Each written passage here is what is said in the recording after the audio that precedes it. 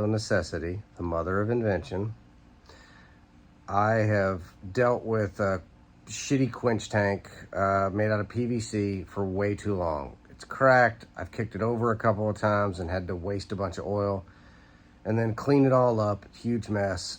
I'm done. I'm gonna make a real quench tank.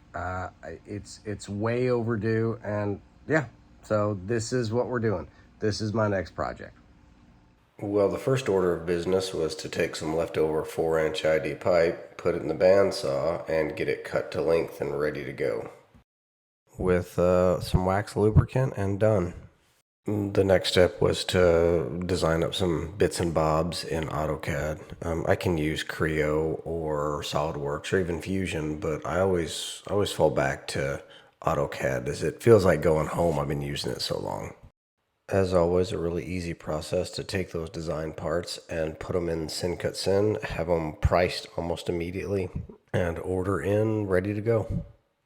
2 days later, from that design, SendCutSend sent me this. Here are all the parts I need for both my quenching tanks. I'm doing a dual quenching tank with Parks 50 and with Quench all. And then I'm doing an etching tank, which I'm using this for, with gator piss. So yeah, 2 days, not too shabby. SendCutSend, as always, just absolutely comes through. So I had to think a little outside the box to put the bottoms on these. I need to get a ground clamp on, and if I put it on the table, that's difficult. And I want to weld this stinger down just so I have the best penetration. I'm going to do 2 welds, and I went ahead and beveled both edges. I'll tack it with the magnets in place, and then yeah, put two good beads on. The very last thing I want is for oil to go spilling all over my floor because I have some porosity or a poor weld. All bad. Here we go. Root pass and big thick cap weld on top of that. Shouldn't leak. Not pretty. Shouldn't leak.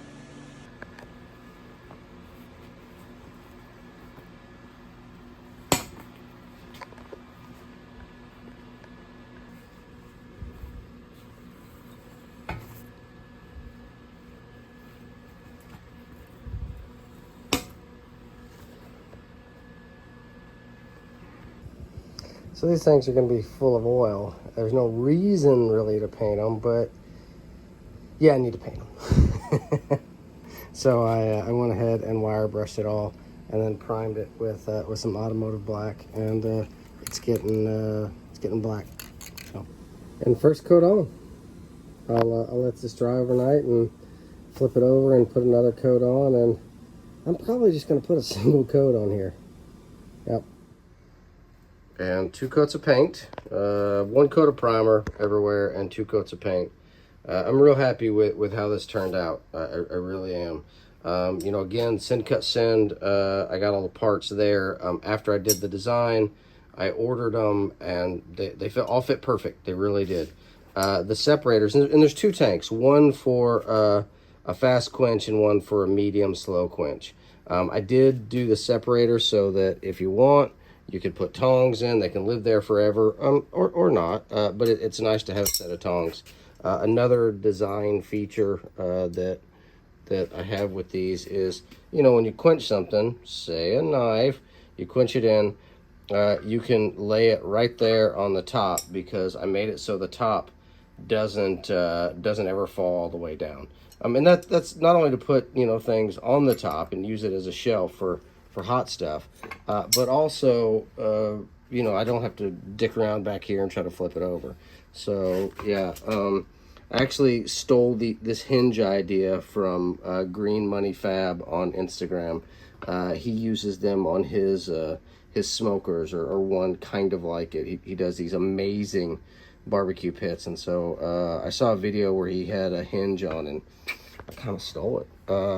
Yeah, so there we go. Real excited. Now they're not going to live here. They're actually going to live over by the grinding station. That's what these tabs are for. So I did test them. I did pour water in overnight and no leaking whatsoever. So I'm going to let them sit for just a little bit, and then I'm going to install them over at the grinder station and order some more oil, since I don't have any fast quench right now because some dumbass kicked it over, hence the reason for making the tanks.